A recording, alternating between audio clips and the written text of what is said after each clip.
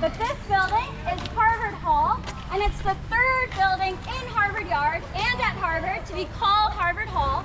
The first Harvard Hall was built over there on the site of Gray's in 1644, but like many Harvard buildings in the 1600s, ended up rotting on its foundation. So a second Harvard Hall was later built in its current location, and that one became one of the colony's most important academic buildings. It had state-of-the-art laboratories, some of which Benjamin Franklin studied in. It had Harvard's library, Harvard's dining hall, classrooms, and it was much, much bigger than it is today. But oh no, in 1776, there was a fire in the second Harvard Hall.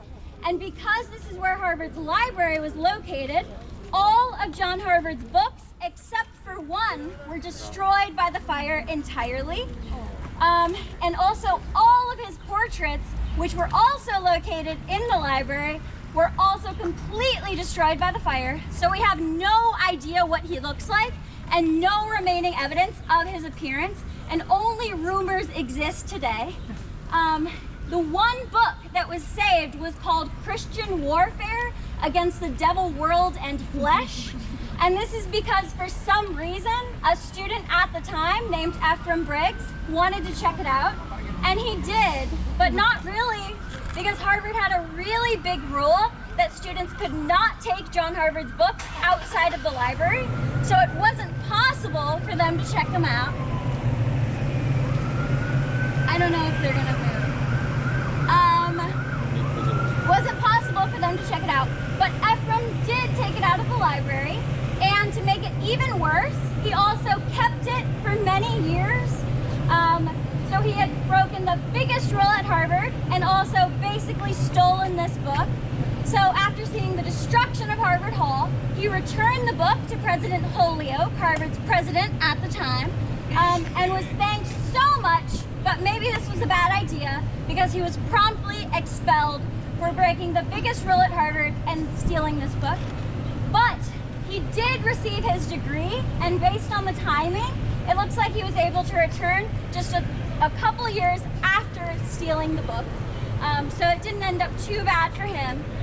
Now, this is just a classroom building, but it's one of my favorite classroom buildings because it has central air, and many Harvard classroom buildings do not, being so old. A lot of them do have individual AC units in the rooms, but unless the professor gets there like 30 minutes early, it's going to be very hot when we come in. But this building is not like that. Also, many Harvard dorms, there's only one Harvard dorm that has AC, and this was very surprising to me coming from Texas, because how can you not have AC? I'll see what direction they're going in.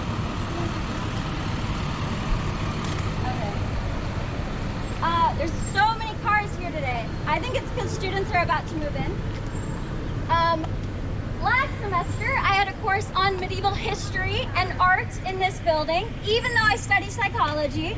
And that is because Harvard is a liberal arts college, so we have to explore lots of different things outside of our major. So I had to complete an arts and aesthetics requirement that was not fulfilled by just a normal art course. So instead, I now know how to read medieval handwriting, which I never thought I'd be able to do. And this right here is Johnston Gate. It's the oldest of the 25 gates that surround Harvard Yard, and it was built in 1890. And fun fact, some of these gates were donated by individual people, so they have things that the person just wanted to be on it. The gate all the way across the yard in front of me has the bunny from Alice in Wonderland on it, and a bunch of other details from Alice in Wonderland, because the guy who donated it just really loved Alice in Wonderland. No other reason.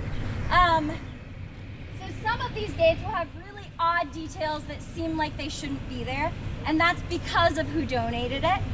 But this area has been the main entrance to Harvard since the 17th century.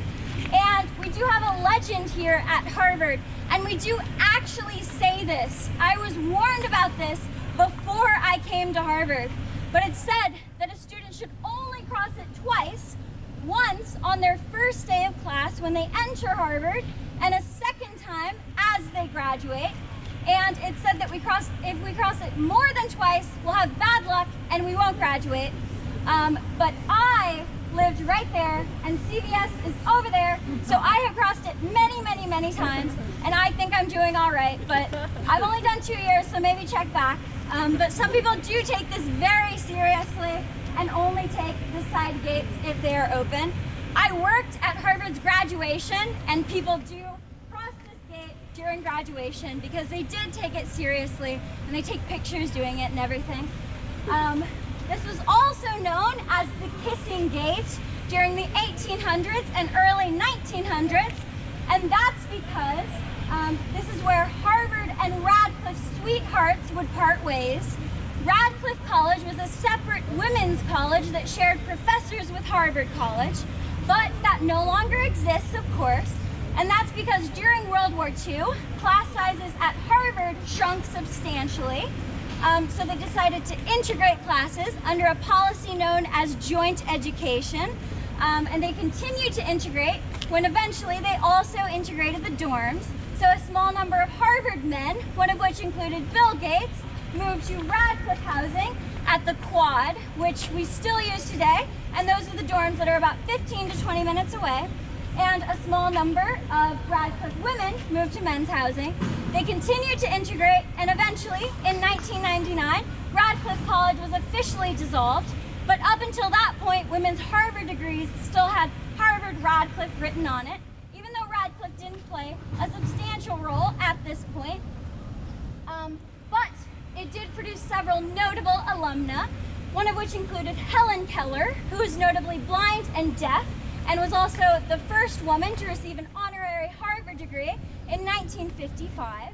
And also Alberta Virginia Scott, who was a famous American educator and also the first African-American woman to graduate from Radcliffe College. We still use their campus today, and it is very pretty. I'd recommend going over there if you like flowers, because they have lots of flowers. We can go ahead and walk just 3 minutes through that big fancy gate over there.